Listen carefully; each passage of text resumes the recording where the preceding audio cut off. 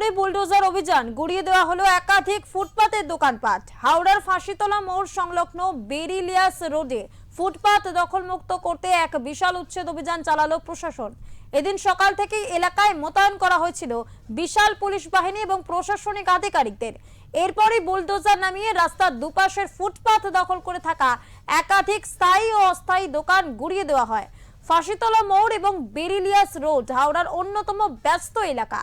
ফুটপাত দখল হয়ে যাওয়ার কারণে পথচারীদের বাধ্য হয়ে মূল রাস্তা দিয়ে হাঁটতে হতো, যার ফলে প্রতিনিয়ত তীব্র যানজটের সৃষ্টি হচ্ছিল।